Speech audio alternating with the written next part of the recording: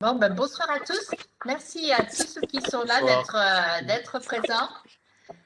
J'espère que vous allez bien. Vous êtes vaccinés, vous avez pu vous vacciner.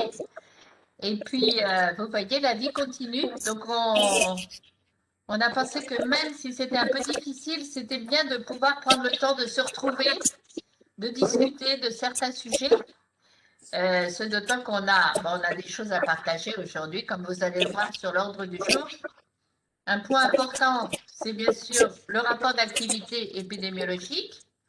Comme habituellement, on invite toujours un de nos partenaires et aujourd'hui, ce sera l'association ENIPS qui va se présenter, qu'on est content d'accueillir.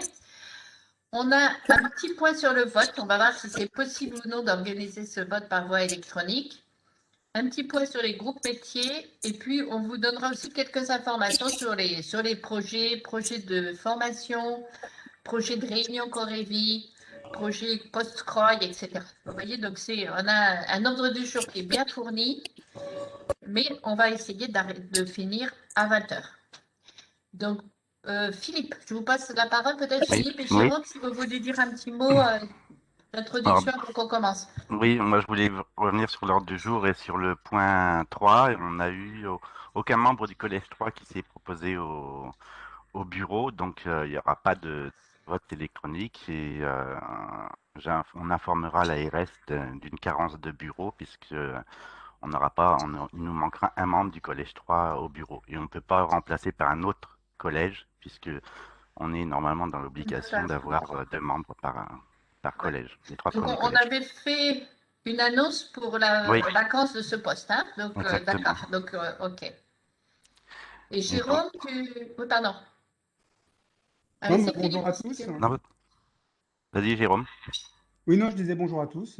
D'accord, Enfin, rien à signaler, tout va bien. bien. Bon, d'accord. Donc, à Juste ce pour moment-là, je vous rappeler, propose qu'on passe au juste rapport pour rappeler, d'activité. Donc, pour vous dire que juste, les techs ont vraiment beaucoup travaillé cette année. Puis, pour vous présenter le rapport d'activité 2020 au mois de mai. Donc, c'est un travail collectif vraiment intéressant. Et c'est Valérie qui va le présenter. Donc, c'est encore ouvert à des modifications. Si vous n'hésitez pas à poser des questions, peut-être, on va peut-être garder les questions sur la fin, hein, mais on passera 10 minutes pour Oui, c'est répondre mieux, aux oui. questions.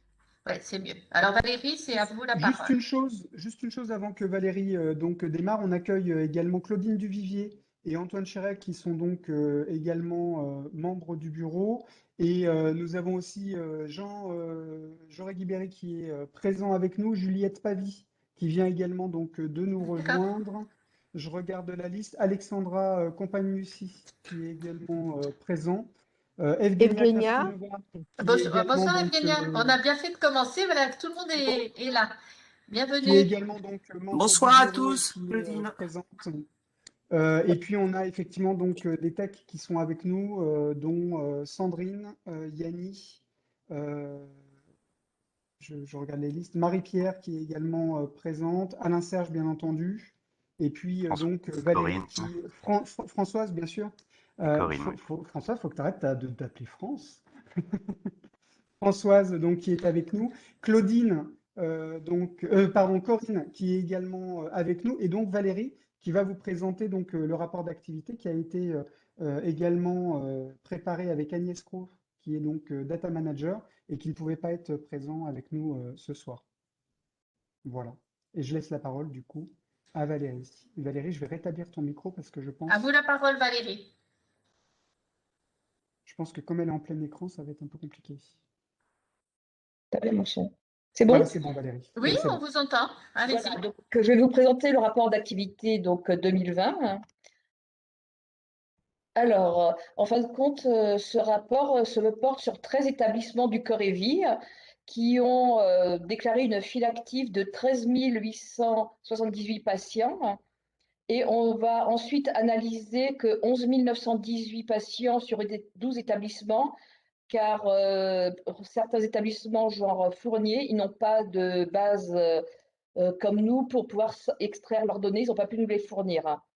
Ce qui explique le gap. Et aussi, il y a certaines personnes qui refusent d'être intégrées dans les bases, donc qui ne seront pas étudiées. Alors, ça, c'est l'évolution de la file active depuis 2010. Donc, on s'aperçoit qu'il y a une augmentation assez régulière avec une plus grande augmentation entre 2017 et 2018 du fait de l'incorporation dans notre Corévie du CHIC et du CHIV qui représentaient 1694 patients. Et c'est à partir de cette année aussi que Fournier nous a fourni sa file active. Et en 2018, on avait aussi Bégin qui nous avait fourni son activité qu'on n'a pas eue depuis. Donc là, on voit l'évolution des files actives depuis 2018 des différents établissements. Donc on s'aperçoit qu'il y a une certaine baisse en 2020 qui peut s'expliquer par le problème de la Covid. Et aussi, on a une baisse peut-être un peu plus importante au niveau de l'Hôtel-Dieu qui s'explique par le départ de certains médecins. Et par contre, on a la santé qui revient parce que l'établissement était fermé pour travaux pendant un certain temps. Donc, les différentes bases utilisées dans les différents établissements, donc il y en a 8 qui utilisent NADIS, qui représente 67% de la file active, et 4 établissements, le Domévie, 33%.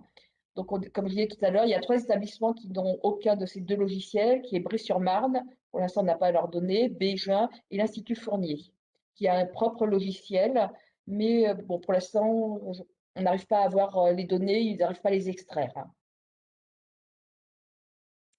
Alors, la répartition par sexe, en fin de compte, on a maintenant à peu près 62% d'hommes pour 38% de femmes et le transsexuel reste encore très minoritaire à 0,3%. Donc, on voit que cette répartition est très différente selon les hôpitaux, avec pour certains une majorité d'hommes et d'autres où c'est à peu près équitable.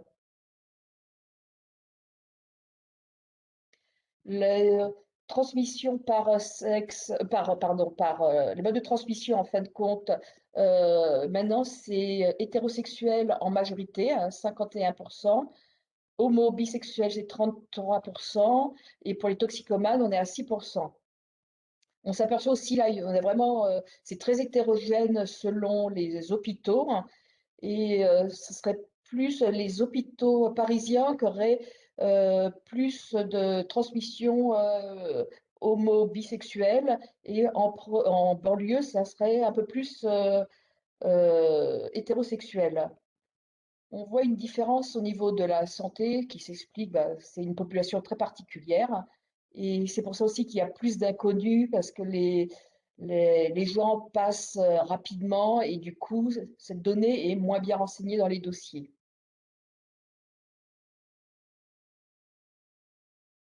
Les zones géographiques, alors c'est à 45% la France métropole et sinon c'est l'Afrique subsaharienne qui est vraiment aussi très importante maintenant, qui a plus de 37%.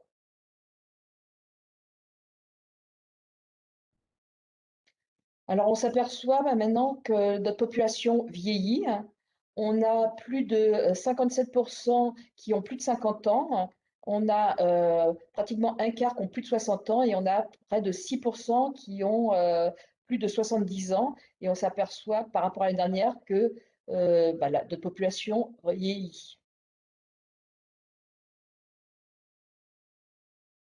Alors, pour les traitements antirétroviraux, en fin de compte, on a près de plus de 98%, pratiquement 99, qui sont sous ARV et plus de 97 qui ont plus de 6 mois d'ARV. 81% sont sous trithérapie et on s'aperçoit qu'on a une augmentation des bithérapies de 2% par rapport à 2019. Les monothérapies et multithérapies sont vraiment très minoritaires. Alors, par rapport aux patients qui sont sous thérapie, on a fait un petit focus par rapport au troisième agent et on s'aperçoit une augmentation des anti-intégrases aux dépens des antiprotéases qui sont vraiment en diminution et les non-nucléosidiques sont stables.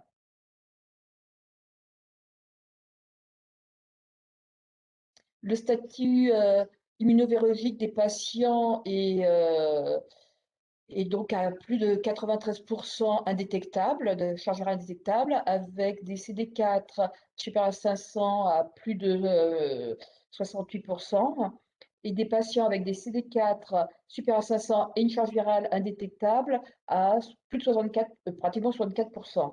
En fin de compte, on est bien dans ce qui est demandé quand on parlait des 90, 90, 90. On s'aperçoit tout à l'heure que notre population était à plus de 98% traitée. Et là, on voit que la charge virale à plus de 93% est indétectable. Et on s'aperçoit aussi qu'on n'a que 0,5% de patients avec des CD4 inférieurs à 200 et une charge virale à plus de 1000 copies après 10 000 copies, pardon, après plus de 6 mois de traitement. Donc, on a peu de gens en échec virologique.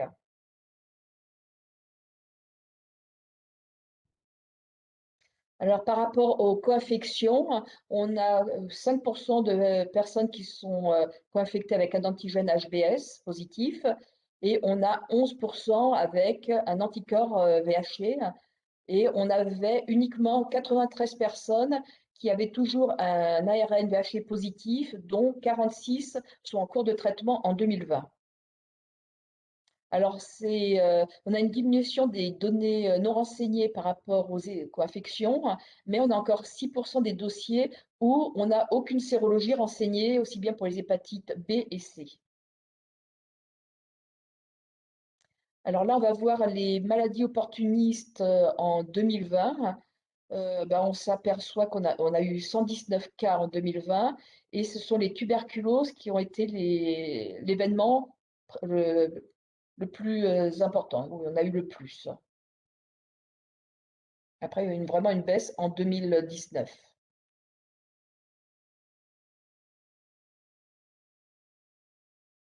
On a eu 77 cancers ou hémopathies en 2020. Et le principal, ce sont les cancers digestifs. On a eu 21 cas. Il y avait 12 côlons, 7 cancers de l'anus, canal anal ou du rectum et 2 de l'œsophage. Et ensuite, ce sont les cancers cutanés, cancers urologiques, prostate et vessie.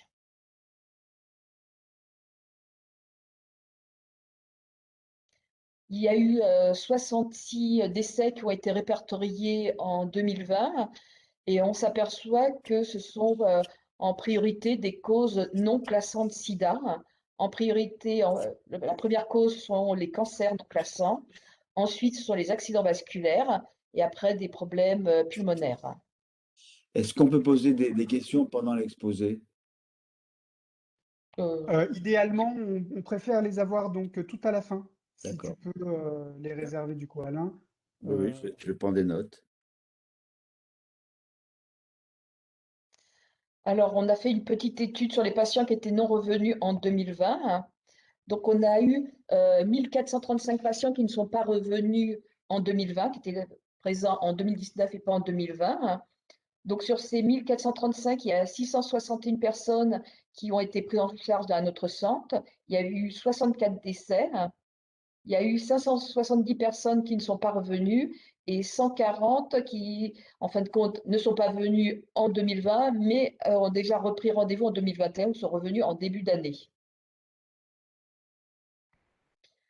Donc, ces personnes qui ne sont pas revenues, donc voilà, c'est la répartition selon les hôpitaux.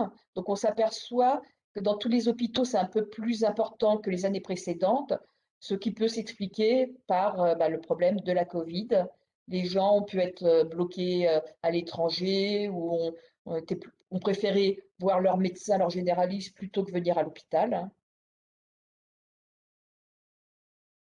Ces personnes, ce sont à 64% des hommes, 55% ils sont hétérosexuels et 27% HSH, 46% sont nés en Afrique subsaharienne et 36% en France, 70% ont un suivi supérieur à 5 ans dans leur établissement d'origine et ils sont majoritairement bien contrôlés avec des CD4 supérieurs à 500 à 61% et une charge virale inférieure à 50, 89%.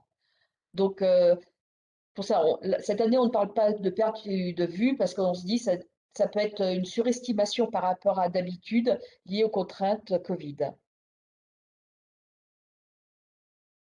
Et les nouveaux diagnostics en 2020, alors il y a eu 223 découvertes en 2020. Donc on s'aperçoit que c'est en baisse par rapport à 2019 où il y avait eu 345. Alors ça peut s'expliquer toujours par la Covid, les gens se font peut-être moins dépister ou peut-être aussi lié au confinement, peut-être que les gens se sont moins contaminés aussi, il y a peut-être eu moins de primo. Ça, c'est à voir peut-être en 2021, on verra si d'un seul coup on a une courbe ascendante ou voilà, ça va peut-être nous expliquer pourquoi on a eu moins de diagnostics en 2020. Alors, ces personnes qui ont été dépistées en 2020 sont des hommes majoritairement à pratiquement 68% et des femmes à 31%.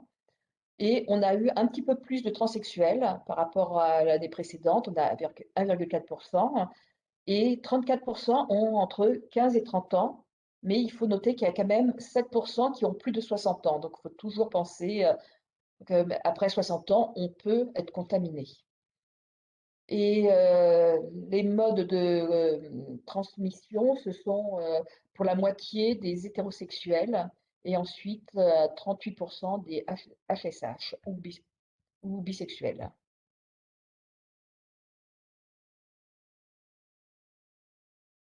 Ils venaient pratiquement pour moitié d'Afrique subsaharienne et pour un quart de France. Alors pour ceux qui viennent de l'étranger, donc il y en a 162, on s'aperçoit qu'ils viennent, ça fait à peu près entre 1 et 2 ans. La tranche des 1 à 2 ans a augmenté par rapport à d'habitude. Alors d'habitude, il y a beaucoup qui étaient à moins d'1 an, mais ça s'explique, je pense, toujours par la Covid, où les gens, en fin de compte, n'ont pas pu venir en France. Donc c'est pour ça qu'on voit cette tranche plus importante des 1-2 ans.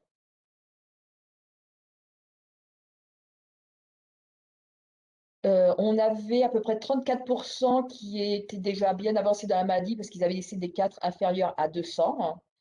Et on avait quand même 52 qui avaient des CD4 supérieurs à 500, donc on peut supposer des contaminations plus récentes. Donc ça fait à peu près un quart.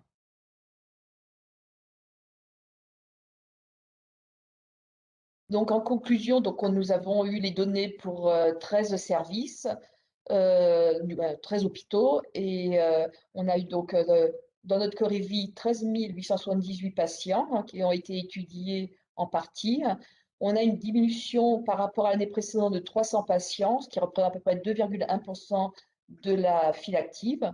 Notre population est vieillissante avec plus de 57% qui ont plus de 50 ans. Alors, ce qui peut peut-être aussi expliquer la diminution de notre file active parce que les gens se retrouvent aussi à la retraite et un certain nombre partent se faire suivre en province. Le bilan virologique reste stable au niveau de la charge virale qui reste toujours aux alentours de 93% indétectable. On a une discrète baisse des patients avec des CD4 supérieurs à 500 et la charge virale indétectable, on passe de 67 versus 68% en 2019. Donc, bon, est-ce que c'est lié Non, oui, c'est les gens qui ont des CD4 supérieurs à 500 et une charge virale indétectable qui a un petit peu diminué. Donc, bon, ça, voir si ça se produit encore l'année prochaine, c'est un petit peu compliqué à savoir si c'est quelque chose de significatif ou pas.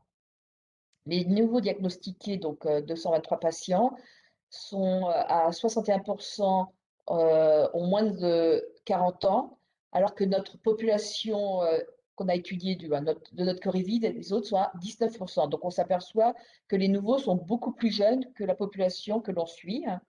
Ce sont majoritairement des hommes et qui viennent en majorité de l'étranger.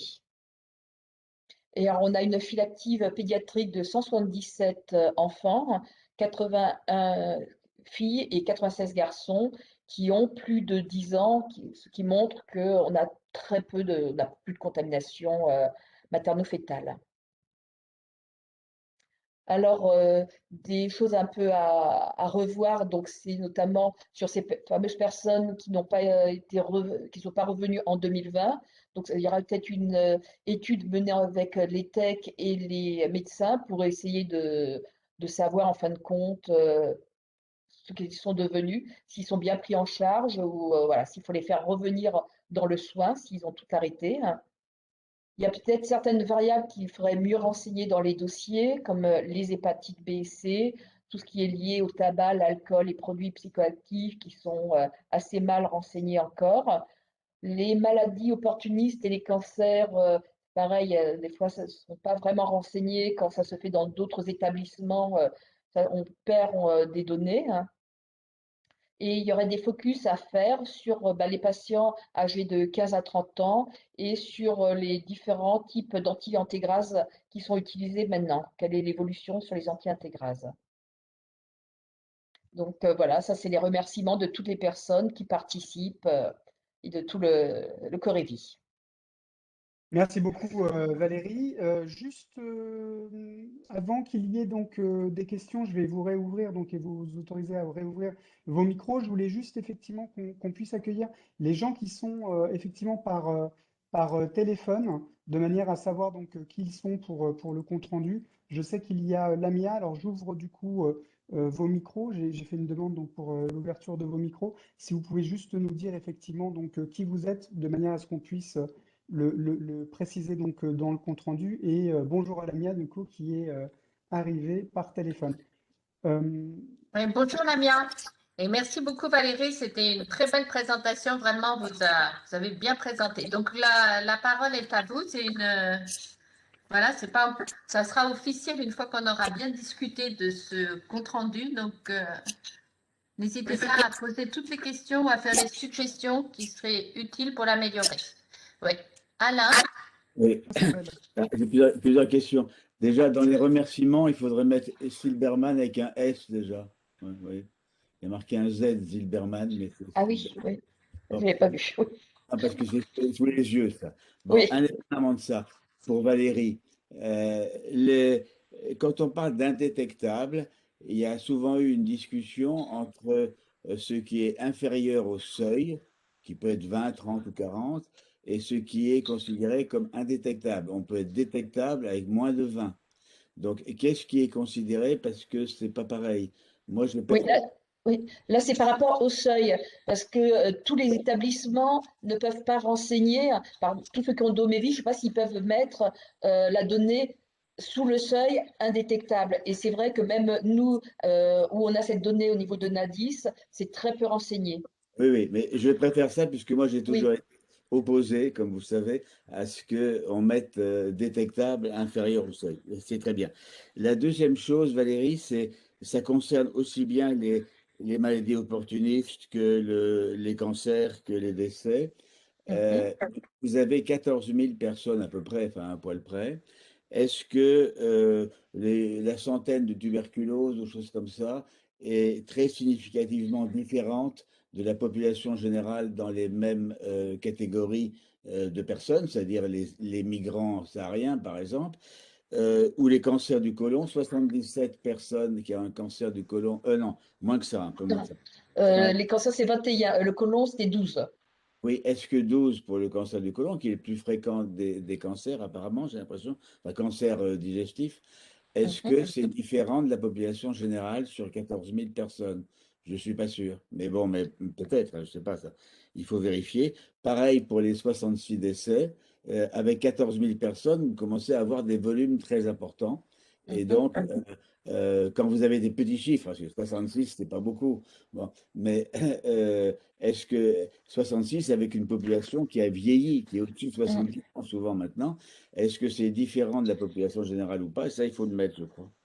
d'accord, ouais, merci de cette suggestion. Ça, c'est intéressant Oui, oui. Alors, je vais d'essayer de juste voir la différence.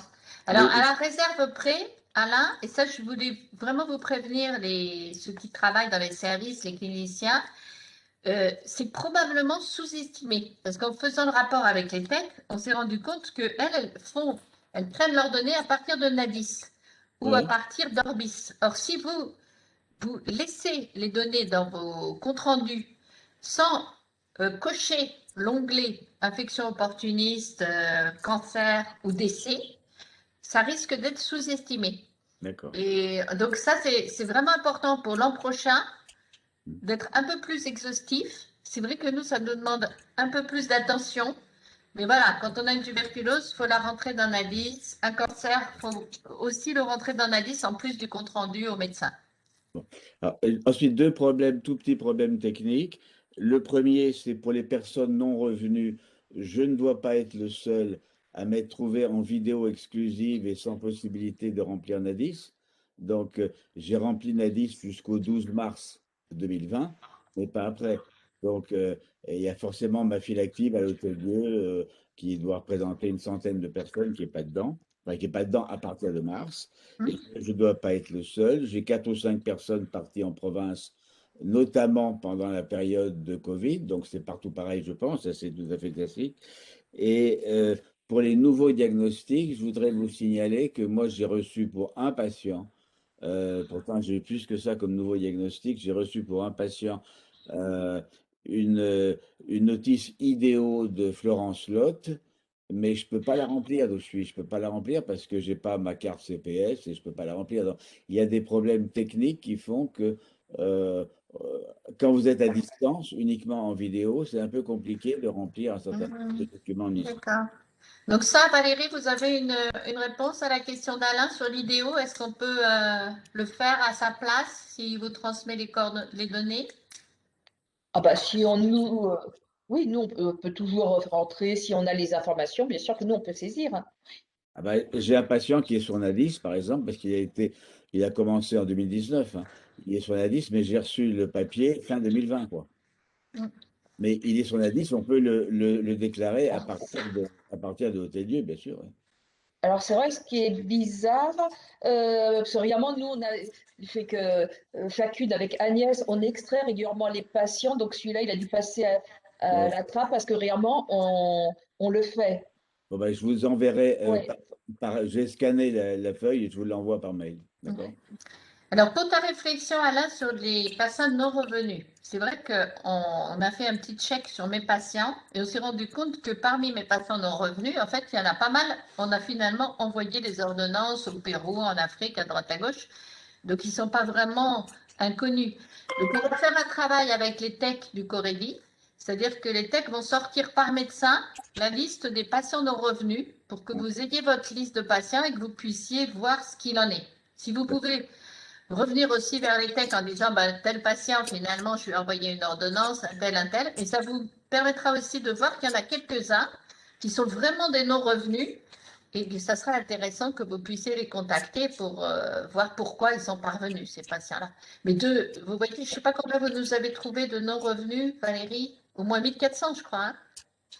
Vous pouvez revenir sur la diapo des non-revenus? Oui, mais En il y arrière? avait 570 pour qui on ne savait pas pourquoi, hein. Parce que les autres, il y avait des causes. Ah. Voilà, attends, on va revenir juste dessus Oui. pour voir.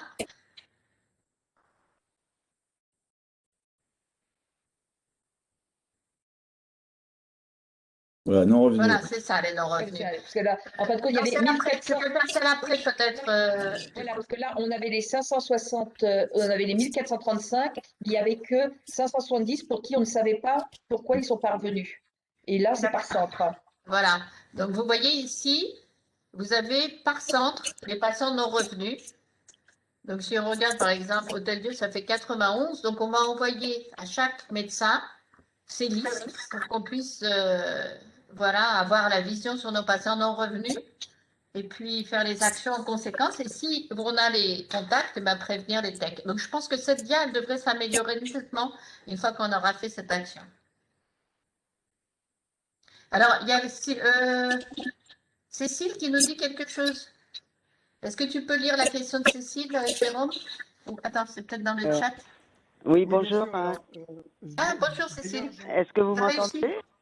Oui, Vous on m'entendez? t'entend. vous dire que Ah, vous c'est pouvez poser magique. donc les questions sur le chat également, mais aussi donc lever la main de manière à ce qu'on puisse vous voir et n'hésitez pas. Cécile Goujard, bonsoir. Donc du coup, vous avez une question? Non, non. Tu voulais poser une question, Cécile, ou faire une remarque? Non, non, je voulais juste faire une remarque sur la dernière dia parce que j'ai eu beaucoup de mal à me connecter. Donc, je viens de vous rejoindre. Je suis au téléphone et en mixte. Enfin, bon, c'est pire qu'au 19e siècle. Et donc, juste une mention du fait de l'inversion des responsabilités médicales du CSA entre Fresnes et la santé sur la dernière dia. D'accord. Voilà. Ah, ok. Bon, merci. On va faire ça, d'accord. Alors, est-ce qu'il y a d'autres questions ou commentaires pour Valérie? Oui, j'avais levé la main. Qui c'est qui parle? Oui, c'est Alexandra. Bonjour Alexandra. Oui, bonjour à tout le monde. Merci Valérie pour ces très belles présentations. Juste en commentaire, une question. Dans les premiers diagnostics, tu as compté aussi les femmes enceintes, c'est-à-dire les femmes découvertes lors de la grossesse dans le nouveau diagnostic. Oui, ah bah, si elles ont été découvertes J'imagine. pendant leur grossesse, oui, ils en font partie, oui. Elles font partie. Et l'autre question, je ne sais pas si ça a été fait ou peut-être ce serait intéressant de faire, c'est de voir un peu l'impact sur cette année, sur les éventuels blips. On a vu quand même si on a pu faire beaucoup de consultations téléphoniques, d'envoyer des ordonnances, même envoyer des bilans, mais on a quand même vu certains blips arriver ou des abandons, etc. Est-ce qu'on pouvait éventuellement avoir quel était l'impact de la pandémie dans notre file active? Oui, alors ça, Valérie, quand vous dites charge virale indétectable, ça veut dire que toutes les charges virales de l'année ont été indétectables? Ou comment vous calculez cet Non, index? c'est la dernière, sur la dernière charge virale que l'on a. D'accord. Donc, pour répondre à la question d'Alexandra, qu'est-ce qu'il faudrait faire?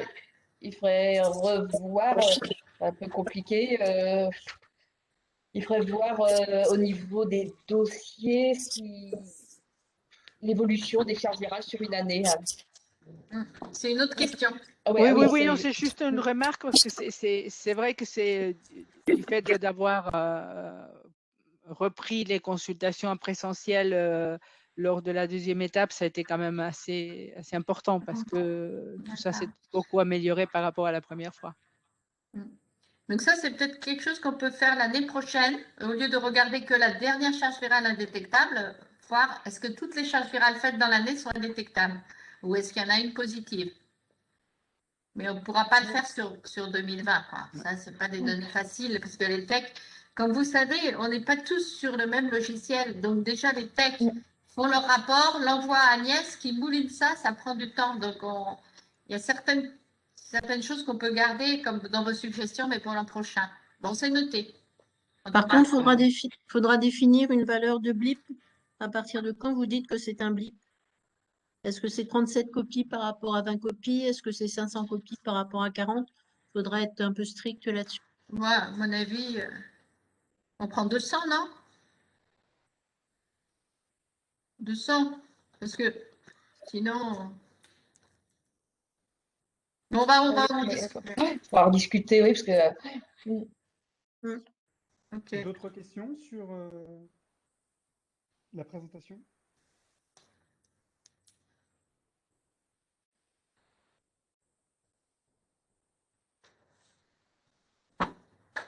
On va pouvoir passer au Bon, point 2, qui est la merci. Donc, présentation des NITS.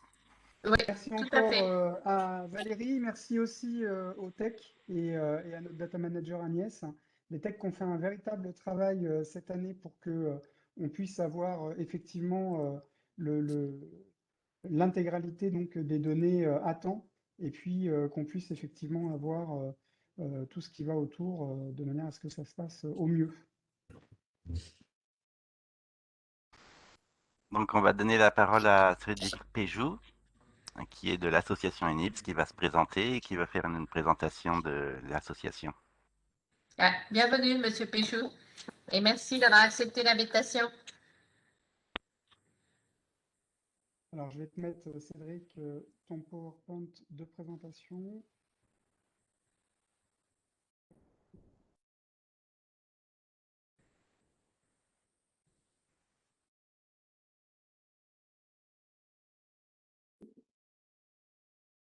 Voilà. Cédric, c'est à toi. Alors, juste, il faut activer ton micro. Hop.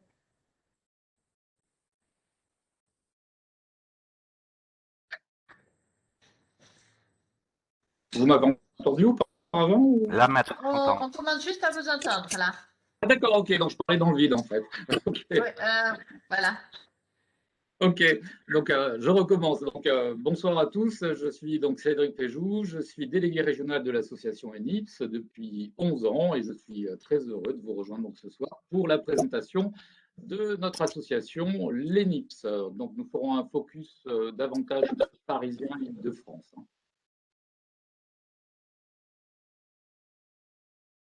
Alors, suivant.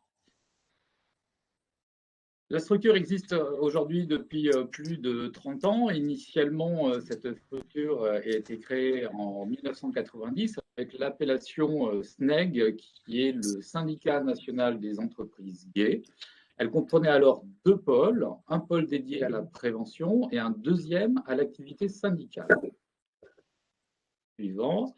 En 2013, les deux pôles se sont séparés. L'activité prévention est devenue l'ENIPS, Équipe nationale d'intervention en prévention santé, et l'activité syndicale est devenue SNEG & Co. Suivant. Je vais peut-être un peu vite, hein, Jérôme, non? Non, tu as le temps, hein. Ok. Prends le temps qu'il faut. Ok, super. Donc, notre cœur d'action est porté dans les établissements LGBTQI+, alors que ce soit des bars, des sex clubs, des saunas, des discothèques ou des événements, ou encore dans des établissements accueillant un public libertin, multipartenaire du type club échangiste ou sauna échangiste. Nous intervenons aussi dans différentes associations et égides partenaires. Nous intervenons donc sur l'ensemble du territoire où nous suivons près de 700 établissements commerciaux.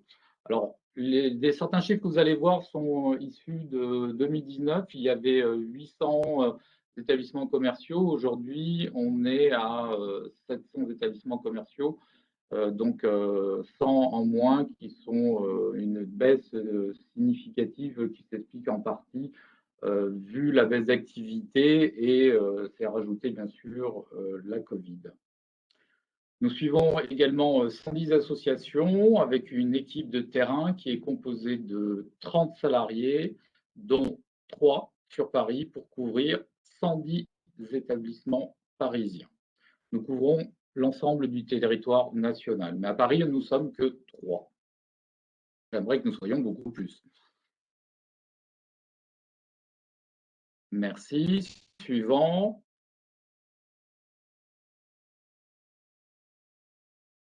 L'objectif principal de l'ENIPS, c'est la promotion des mesures de prévention et de réduction des risques contre l'épidémie du VIH, contre les infections sexuellement transmissibles et la toxicomanie.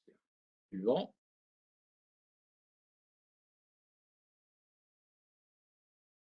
Nous avons participé à différentes recherches en prévention, la dernière étant la plus importante, c'était Prévaguer 2. Suivant. Donc là, c'est quelques petites photos voilà, de Prévaguer en 2016, où nous avons eu 1076 HSH qui ont participé et 18 établissements. Suivant.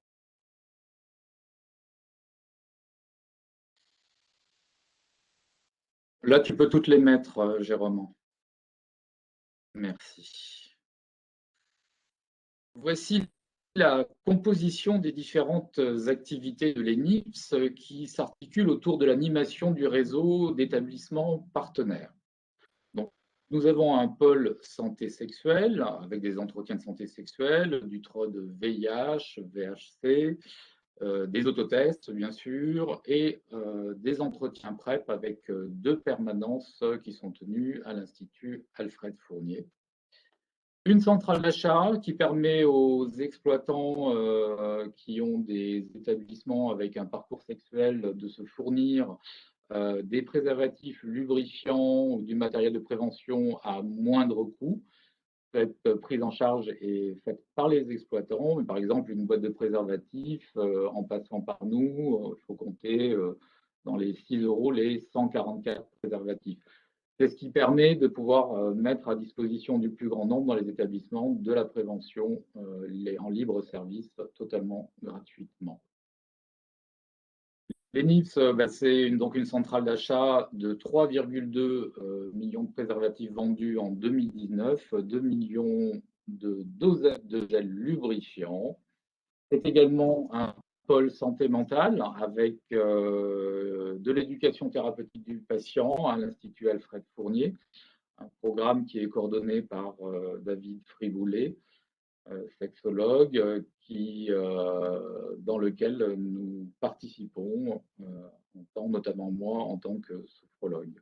Nous avons des permanences d'accueil psychologique et sexologique dans les établissements. C'est quelque chose d'assez nouveau. Nous organisons également des cafés sexo et donc des approches. Nous proposons également des approches complémentaires en santé, comme la sophrologie, le yoga du rire, l'anime et la libération émotionnelle. Également un quatrième pôle qui est celui de la formation. Alors là, c'est la formation, je parle de la formation des professionnels médico-sociales avec la possibilité donc d'être formé à l'habilitation TROD, au counseling, à l'entretien motivationnel. Et pour nos partenaires, donc là plutôt les établissements, des formations, donc VIH, IST, hépatite, produits psychoactifs. Merci, suivant. Donc voilà, ça c'est le pôle formation à destination des professionnels du médico-social. Suivant.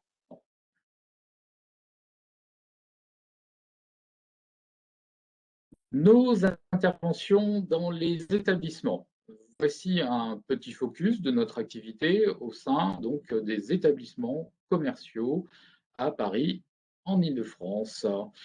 Donc, qu'est-ce que nous y faisons? Nous faisons donc de la formation de personnes relais, de personnel relais, c'est-à-dire que les salariés des bénévoles des établissements et ou associations sont formés dans les établissements sur les risques liés au VIH, aux infections sexuellement transmissibles et à la toxicomanie, que ce soit également par la tenue d'actions de santé sexuelle avec des entretiens, avec ou sans offre de TROD, des actions de promotion de l'autotest et de diffusion d'autotests, notamment dans les établissements où effectivement les locaux ne permettent pas la réalisation de TROD. C'est une alternative intéressante pour nous, l'autotest effectivement, pour investir des lieux qui ne pourraient pas nous recevoir pour faire du TROD. Donc pareil, dans les établissements, donc des actions de santé mentale, donc avec des psychologues et des sexologues qui interviennent dans certains saunas aujourd'hui pour répondre à l'ensemble des questionnements que peut se poser la clientèle.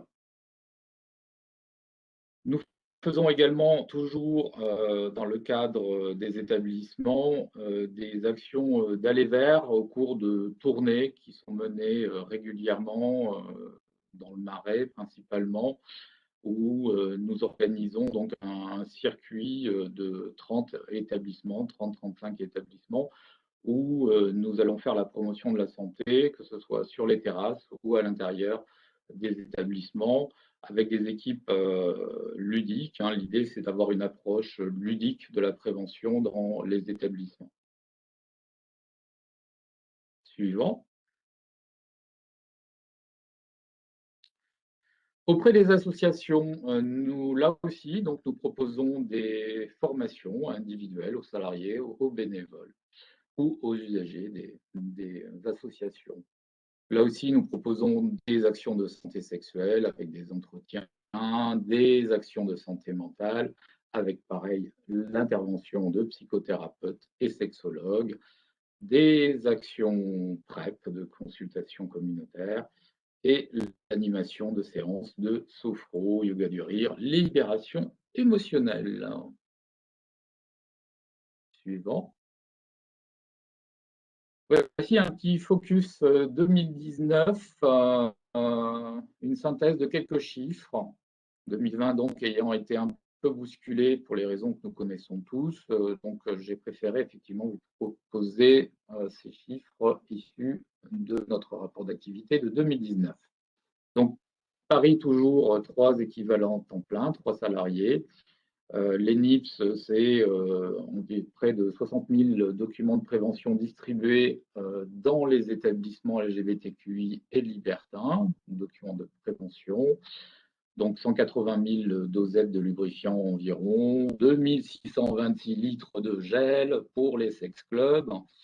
Car je ne sais pas si vous le savez, mais en tout cas dans les sex clubs, c'est dans les cabines, c'est des distributeurs de lubrifiant au litre. C'est 982 700 préservatifs vendus via notre centrale d'achat chaque année presque, donc près d'1 million chaque année sur Paris. Nous avons formé en 2019 42 personnels relais. Nous avons réalisé 1280 TROD VIH, 380 TROD VHC et nous avons donné 506 autotests. Au total, nous avons réalisé près de 2458 entretiens, dont 2421 réalisés par nous-mêmes. Et nous avons touché au total sur l'année 25 378 personnes sur 536 actions au total, alors que ce soit avec ou sans TROD. Suivant.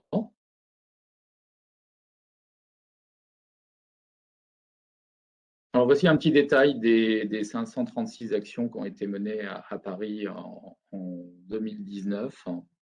Donc 24 permanences de santé mentale avec l'intervention de psychologues, sexologues qui ont débouché sur 71 entretiens réalisés. 10 actions de dépistage complet. Nous avons un partenariat avec le CJ de l'hôpital Fernand Vidal, avec lequel nous réalisons tous les mois un dépistage complet dans un sauna qui s'appelle IDM à Paris.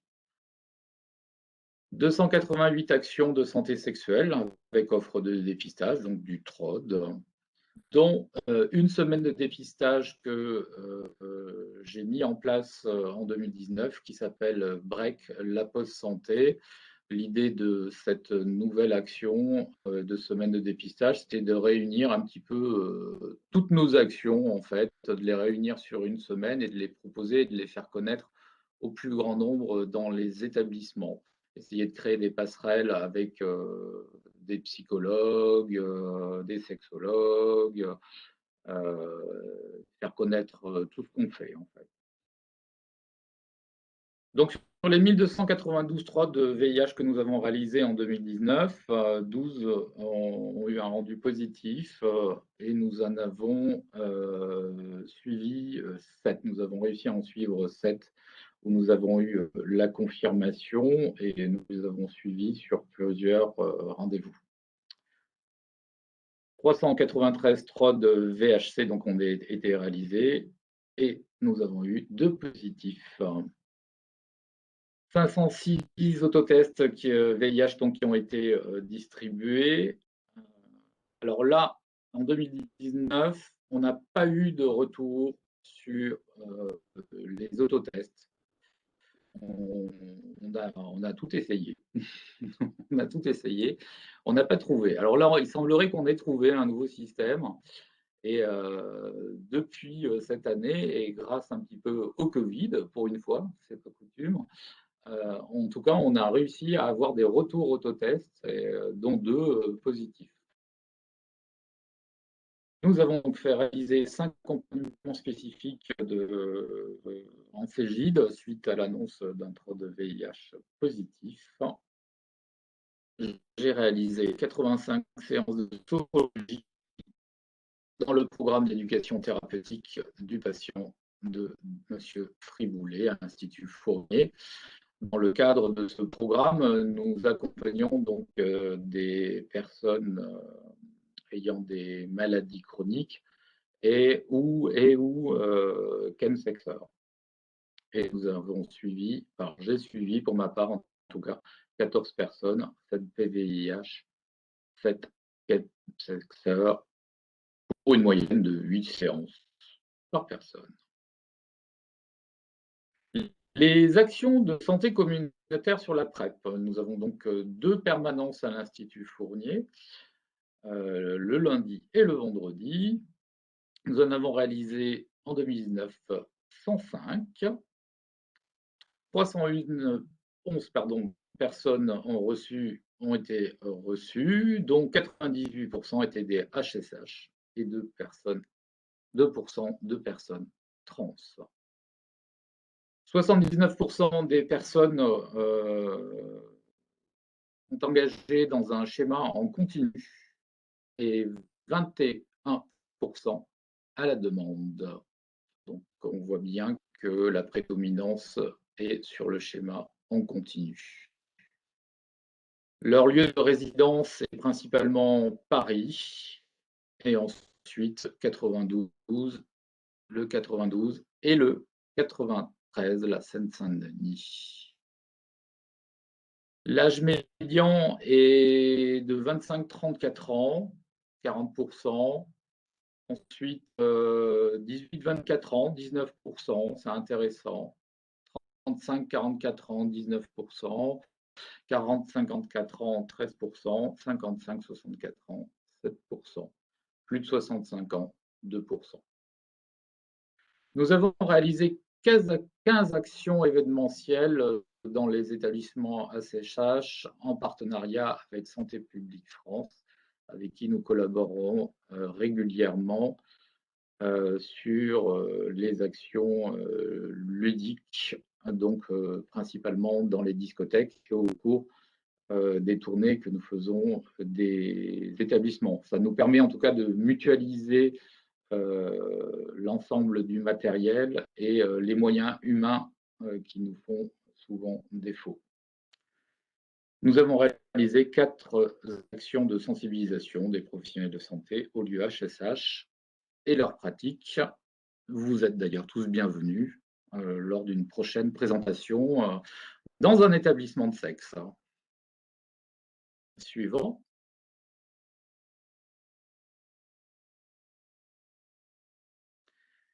Voici un petit détail sur le profil des personnes rencontrées lors de nos entretiens. Donc, toujours en 2019, donc sur les 2421 entretiens individuels menés par les 2 et 3 chargés de prévention à Paris avec moi.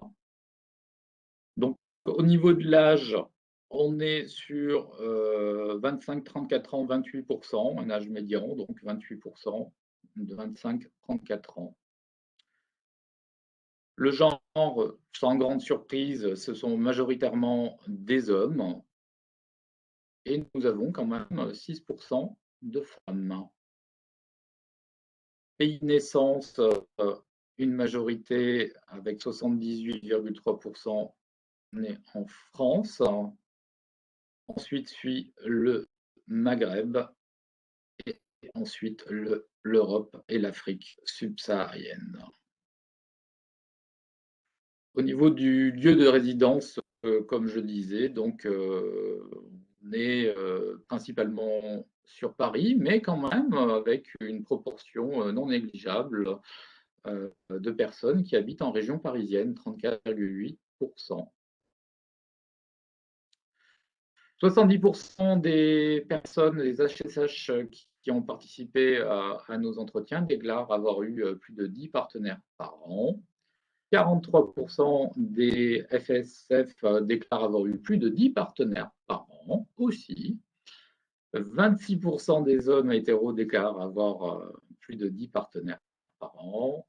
12% des femmes hétéros déclarent avoir eu plus de 10 partenaires par an. Nous avons eu 228 répondants qui ont déclaré avoir pris des produits psychoactifs au cours des 12 derniers mois. 212, pour 93% sont HSH et 154 d'entre eux consomment, soit 73%, pardon, consomment dans un contexte sexuel. Donc on voit quand même que le chemsex prend de plus en plus de place. 30 ont pris ces produits psychoactifs en injection avec la pratique du SLAM, soit 13%. Suivant.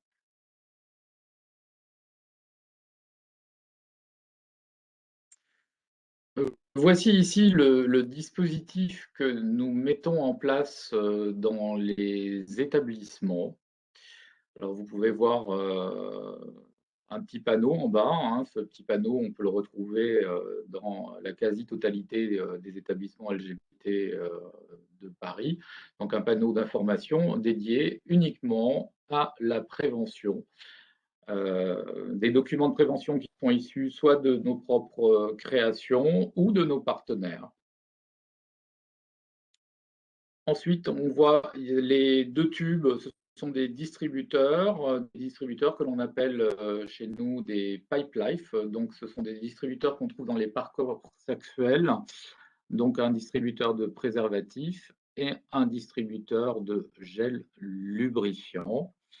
Ensuite, ce qu'on retrouve dans les cabines, les coins câlins pour les libertins, ce sont plutôt des gros distributeurs que vous voyez là comme un distributeur de savon. Et c'est dans ces distributeurs qu'on met les fameux litres de gel.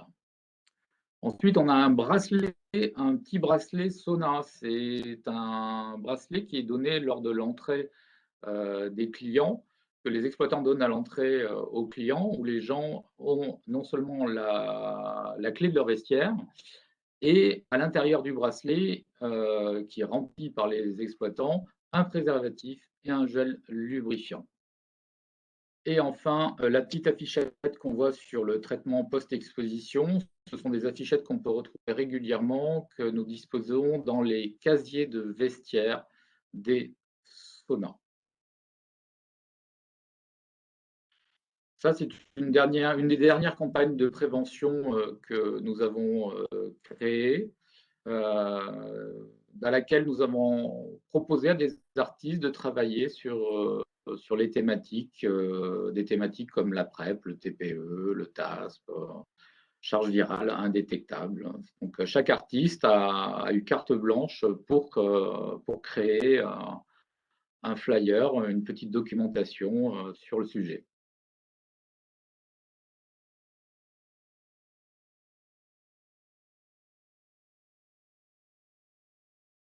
Suivant. Là, ce sont nos toutes dernières campagnes. Donc, un petit livret. Tu as un petit livret avec des affiches également. Tu as toutes les cartes en main pour prendre soin de ta santé sexuelle. Où l'on aborde donc l'ensemble des moyens de protection. Et tomber la culotte, la référence pour s'amuser, s'affirmer et prendre soin de soi pour les filles. Suivant. Donc ça, c'était... Et voilà, là, je vous propose juste des petites photos. C'est des petites photos donc, sur le lancement de tomber la culotte. On y associe aussi régulièrement les établissements. Comme là, il y avait une photo, c'était au Barouf. Voilà. Suivant. Donc là, ce sont les communications que nous faisons dans les établissements. Au milieu, Teste-moi, c'est l'action en partenariat avec le Cégide Fernand Vidal qu'on propose à IDEM. Donc ça, c'est la présentation que les clients voient dans l'établissement tout au long de l'année quand on fait des actions. Ensuite, ce sont également des pastilles d'information sur la PrEP. Ou sinon sur la permanence sexologie, sophrologie à l'Institut Fournier et le parcours simplifié que nous avons mis en place avec l'Institut Fournier. Nous avons également un partenariat, une convention de partenariat national avec le refuge. Alors à Paris, c'est tout nouveau, on commence juste les actions, mais ces actions tournent déjà depuis plusieurs années en région. Donc là, nous allons proposer donc des cafés sexo, du sexe tarot, de la sophrologie, de la libération émotionnelle, du yoga du rire parce qu'on en a tous bien besoin, et des formations à destination des salariés, des bénévoles et bien sûr des jeunes du refuge. Suivant. Ici, la communication qui est faite autour de nos actions santé mentale dans les établissements. Donc ça, c'est la communication que, voilà, que les clients voient dans l'établissement. Il y a un kakémono, il y a une petite affiche, il y a un petit panneau. Donc on propose ici, tu peux rencontrer un psychothérapeute, sexologue, entretien anonyme et gratuit. Donc les clients peuvent aborder tous les sujets, hein, que ce soit le mieux-être, le désir, le vieillissement, la confiance en soi. Suivant.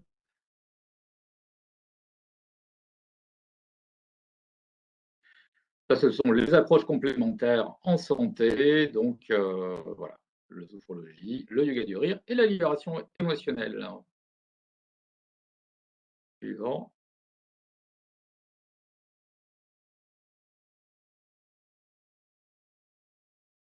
Donc là, je vous propose juste, voilà, ça c'est juste des slides de photos de nos actions. Alors, vous voyez, quand on fait des actions de rue, des tournées d'établissement, ça se passe toujours de façon assez ludique, avec, quand c'est possible et quand ils le souhaitent, on a aussi des artistes qui participent à ces tournées bénévolement.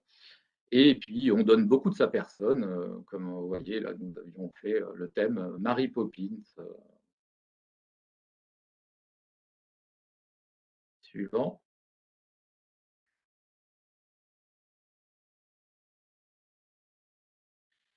Ça, c'est les formations donc, à destination des salariés. Ces formations se passent initialement, principalement dans les établissements, directement auprès des salariés.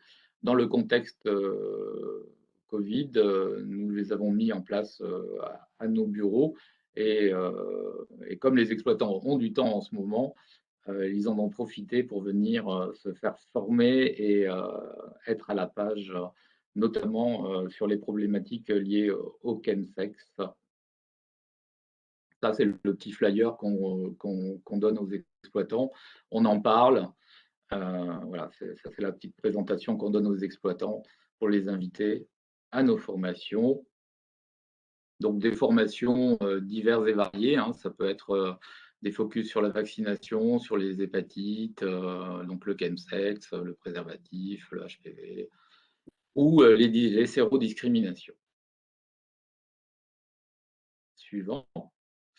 Donc ça, c'est Break, c'est la santé que j'ai créée l'année dernière, en 2019, pardon. Donc, où nous avons mis en place dans les établissements différentes actions, hein, que ce soit psy, sexo, sophro, PrEP, dépistage.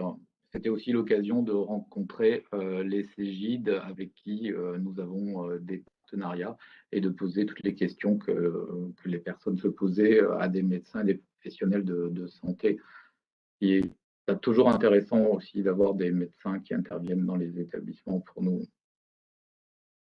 Donc le petit truc qui était sympa, c'était que bon voilà, c'est qu'en plus les gens ils avaient un petit Kit Kat, voilà.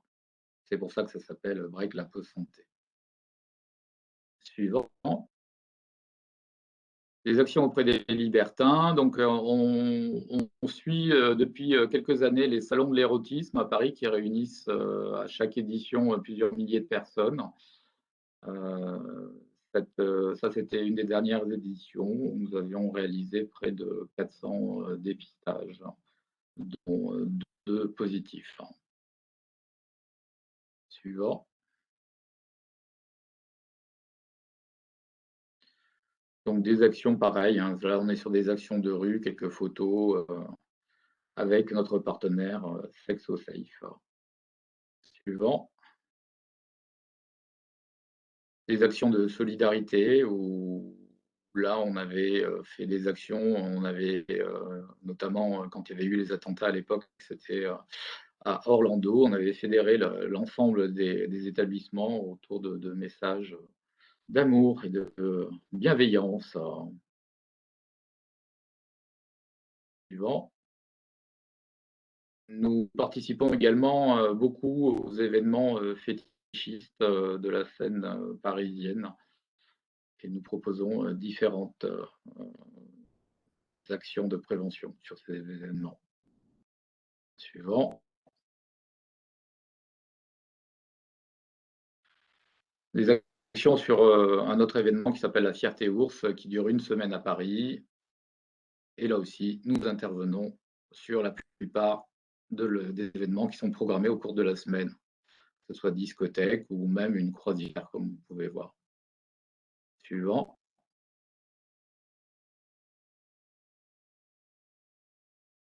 Donc les actions sur des événements fétichistes qui réunissent souvent plusieurs centaines de personnes. On met en place le dispositif de prévention, puisque ce sont souvent des lieux qui ne sont pas forcément adaptés initialement avec la prévention comme dans des sex clubs habituels. Ce sont souvent des salles polyvalentes.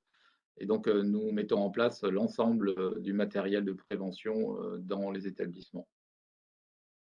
Et nous avons créé des campagnes spécifiques. Là, c'était pour le chemsex ou sexy en cuir, sexe en latex. Suivant. Les actions de fête de la musique, toujours pareil, hein, beaucoup de monde sur ces gros événements qui réunissent chaque année plusieurs dizaines de milliers de personnes. Nous intervenons également pour passer le message. Suivant. Également sur les after-work à Paris, Vendredi X, la Cité de la Mode, les actions lors des soirées clubbing, où là aussi on met de l'affichage en place. Là on voit une affiche jaune, c'est pour le GHB, des stands de prévention et la réalisation, quand c'est possible, de TROD. Alors souvent l'avantage du parapluie Sexo Safe, c'est que ça nous permet de réaliser les TROD juste derrière et d'avoir un cadre confidentiel et anonyme. Suivant. Donc, on participe également à de nombreux événements artistiques. Ici, c'était Tétu qui avait ouvert lors de la quinzaine des fiertés un pop-up dans le Marais où nous avons proposé des actions durant 10 jours. Suivant. Sur le printemps des assos, le forum des associations sportives gays et lesbiennes. Suivant. Lors des Gay Games en 2018. Et enfin, quelques personnalités qui sont venues passer le message de prévention sur nos actions. Suivant. Et voilà. Donc, je vous remercie en tout cas pour votre attention. Je suis désolé si ça a été un petit peu long. Merci beaucoup, Cédric. Je vais rétablir donc les micros et la possibilité donc de prendre la parole. S'il y en a qui souhaitent poser des questions, n'hésitez pas donc à lever la main ou à le mettre directement donc sur le chat. Merci beaucoup, Cédric. Votre présentation était très riche. Et franchement, on est content que vous soyez au Corévi. On a beaucoup de choses, je pense, à pouvoir développer ensemble, peut-être sur le chemsex. Je voulais poser une question justement sur le chemsex dans les établissements commerciaux pour les gays. Comment avez-vous l'impression qu'évolue le chemsex et qu'est-ce que vous pouvez faire sur cet aspect? Ou qu'est-ce que vous faites déjà, quoi, hein? Déjà un peu, voilà, quelle est votre impression globale depuis quelques années et puis qu'est-ce qui est faisable? Alors, c'est une pratique qui, enfin, selon moi, c'est une pratique qui monte, ça, tout le monde est d'accord pour le dire. Après, moi, j'ai toujours considéré les établissements comme un sanctuaire, c'est-à-dire que les établissements qui accueillent un public sont aussi une forme de protection, de prévention. C'est un petit peu comme les bars. Si on ferme tous les bars, bah, les jeunes, on les retrouve sur les quais de Seine, et là, il n'y a plus de limite. Et quand les gens sont dans un établissement, ils font quand même attention. Donc, la consommation de chemsex dans les établissements, alors pour le sexe, il y en a finalement assez peu. En tout cas, aujourd'hui, il y en a, mais il n'y en a pas beaucoup plus qu'auparavant. En tout cas, ce n'est pas des choses qui ressortent dans les données dont nous disposons. En tout cas, sur les entretiens qui sont faits au sein de notre structure et dans les établissements. Le chemsex, ce n'est pas tellement dans les établissements. C'est vraiment plutôt dans le cadre privé, hein. Pour l'instant. Pour l'instant. Effectivement, on ne sait pas qu'est-ce qui va se produire maintenant. Ça, c'est le questionnement. C'est qu'est-ce qui va se produire après le confinement. D'accord, merci.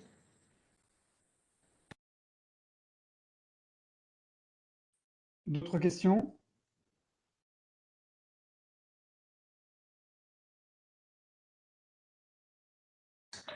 Alors, je vous pose une autre question, Cédric. Pour vos salariés, donc c'est des chargés de mission, quelle formation ont vos salariés? Et puis une question peut-être un peu indiscrète, mais quand même, je pense que c'est le cas de toutes les associations. Votre financement vient surtout de l'ARS, en fait, comment ça fonctionne, votre association? ARS DGS. Ah, d'accord. Et donc pour vos salariés, parce que vous avez beaucoup à plusieurs reprises parlé de, voilà, il y a des psychologues qui interviennent, Est-ce que c'est des gens que vous invitez ou est-ce que au sein de votre association, vous avez des spécialistes comme ça qui interviennent? Alors, pour ce qui est du pôle santé mentale, effectivement, depuis un an, nous avons des psychologues qui font des vacations. Ils sont payés, ils sont rémunérés, oui. Après, quand on intervient, par exemple, dans un sauna où on propose du dépistage complet avec un Cégide, alors j'ai oublié au passage d'ailleurs, et j'en suis désolé, c'est l'association Armédia. L'association, on intervient avec le Cégide à Fernand Vidal et l'association Armédia qui, elle, nous fournit un médecin ou un infirmier ou les deux. Là, c'est vrai, là, il y a les deux en fait. Ça peut être salarié sur des vacations ou principalement des partenariats interassociatifs. Les médecins peuvent être aussi bénévoles, les psychologues peuvent être aussi bénévoles. Mais on n'a pas de salariés totalement, effectivement, psychologues chez nous, non. Oui. Ni médecins. C'est plutôt des chargés de mission que vous formez en interne. Tout à fait. D'accord. Tout à fait. Oui. D'accord. D'autres questions avant de revenir à l'ordre du jour?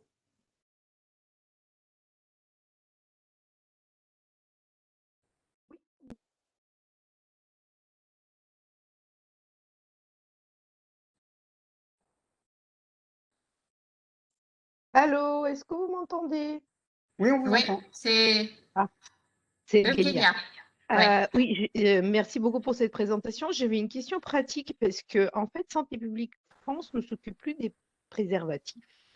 Est-ce que vous savez qui prend le relais? Parce que c'est toujours pas très clair. Et comme vous gérez beaucoup de ça, Il peut-être que vous s'agit êtes plus au de courant. l'ARS, Evgenia. L'ARS, mais oui, mais qui de l'ARS? C'est ta délégation territoriale qui donc va avoir donc à partir de fin mai le nouveau site internet de l'agence va être mis en place et donc les préservatifs vont pouvoir être commandés donc à partir de fin mai directement sur la nouvelle plateforme de l'ARS qui va être communiquée d'ici quelques jours directement par vos délégations territoriales en fait. Super, mais ça fait 3 mois que dans le Cégide, il n'y en a plus, hein. Evgenia, en fait, c'est ce que je t'ai dit la dernière fois. En réalité, pour le moment, effectivement, il y a une Et pénurie. dans tous les Cégides, il n'y en a plus en ce moment. Alors, si vous en avez plus, nous, on peut vous dépanner, en tout cas, de dotation gratuite. Ah, bah, c'est D'accord, bien. merci. Merci beaucoup, je prends note. Merci.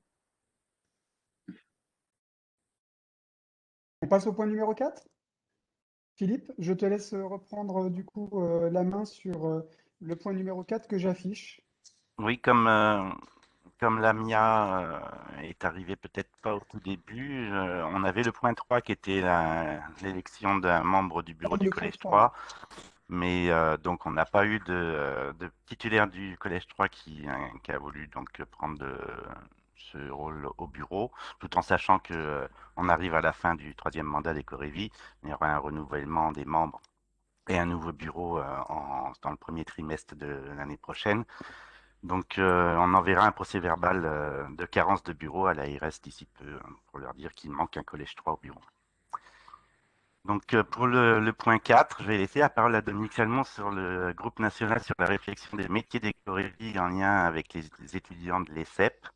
Donc, voilà, donc c'est sur l'évolution des D'accord. métiers dans les Corévi. Voilà, merci beaucoup Philippe. Alors ça va être surtout un point d'information parce qu'on va recevoir les résultats le 17 mai.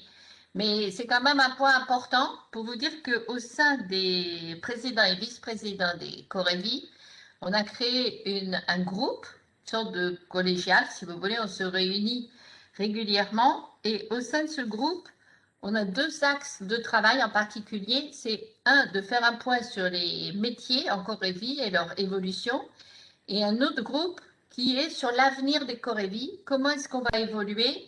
Quelles seront nos missions actuelles? Comment est-ce qu'on va pouvoir évoluer sur la santé sexuelle, voire vers d'autres missions? Donc moi, je suis chargée de ce premier groupe avec, bien sûr, c'est un groupe multidisciplinaire qui associe des présidents de Corévi, des coordos, des techs. Et donc, on a comme objectif de faire un point sur l'évolution des métiers d'un point de vue à la fois quantitatif et aussi qualitatif. Donc, comme on a 23 Corévi, ce qui représente plusieurs centaines de métiers, c'était difficile de le faire avec nos forces vives. Et sur l'idée de François Dabis, on a contacté l'école des hautes études en santé publique, l'ESEP, qui est une association d'étudiants qui, justement, soutient comme ça des actions dans les établissements hospitaliers. Donc, avec eux, on a construit le guide d'enquête qu'on a envoyé aux 23 Corévi, qui ont tous répondu. Donc, ça a pris quand même plusieurs mois pour pouvoir faire une enquête qui soit vraiment solide. Mais ça y est, maintenant, on a laissé à peu près 3-4 mois. Tout le monde a répondu. Et l'analyse est en cours, donc d'ici 2 semaines à peu près, puisque c'est le 17 mai, on va pouvoir vous présenter les résultats. Donc ça montrera la répartition des métiers et comment les Corévi ont fait évoluer les techs, ou indépendamment des techs aussi, on fait évoluer les métiers. Ça montrera aussi quelles sont les principales fonctions actuelles des métiers en Corévi, combien de temps on passe, par exemple, sur le VIH, sur la santé sexuelle ou sur les IST, et puis au sein de ces différents groupes, combien de temps on passe sur l'épidémiologie, sur des actions en santé publique en dehors du Corévi, sur la recherche, etc. Voilà, donc ça va nous donner beaucoup de données intéressantes parce qu'on se rend compte qu'il y a certains Corévi qui sont restés de façon très classique à faire beaucoup d'épidémiologie et de recherche clinique, et puis d'autres Corévi qui ont fait évoluer leurs salariés vers des fonctions, par exemple, de data manager, de statisticien, ou d'autres encore vers des fonctions de chargé de mission en dehors des hôpitaux. Donc, comme cette hétérogénéité va être en fait une richesse pour essayer de voir qu'est-ce qui marche pas, et enrichir ensuite justement la réflexion du groupe métier qui est en cours et qu'il faut faire assez vite d'ici la prochaine mandature. Donc voilà ce que je voulais vous dire. Peut-être qu'à ce moment-là, Jérôme, puisque toi, tu es assez actif dans le groupe Avenir, moi, dont je fais partie, mais pour l'instant, je me focalise pour finir ce travail. Tu peux peut-être dire un petit mot du groupe Avenir en parallèle. Tout à fait. Je peux expliciter en fait le groupe Avenir. Mais on ne t'entend pas trop bien, Jérôme. Tu peux faire quelque chose pour le son? Je sais pas, vous m'entendez mieux là? Je sais pas, tu m'entends mieux, Dominique? Un peu mieux déjà. Okay. Je disais oui, donc effectivement sur le groupe Avenir, il y a la réunion des présidents, vice-présidents à la même image que le groupe métier. L'idée c'est de connaître un petit peu donc l'avenir des Corévi, et pour ce faire, il y a une réflexion qui a été entamée auquel avec Philippe on participe pour voir effectivement quelles sont les perspectives qu'il y aura à l'avenir dans les Corévi, à la fois sur quel est le devenir des Corévi en termes de propositions sur le VIH, mais pas seulement, puisqu'on le voit aujourd'hui, donc il y a une vraie nécessité aussi à pouvoir parler des maladies émergentes. Et donc à ce titre, effectivement, ça fait partie des réflexions qui sont donc entamées et qui doivent être en corrélation avec la nouvelle feuille de route qui est en train d'être écrite, notamment par le coordonnateur qui gère donc ce nouveau groupe sur tout ce qui va être réflexion de la feuille de route sur la santé sexuelle par François Dabis.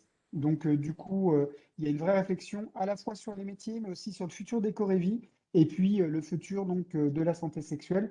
Il y a de fortes chances effectivement que la mutation des Corévis s'opère, de pouvoir donc pour être plus proche d'une réalité des besoins et donc du terrain. Voilà.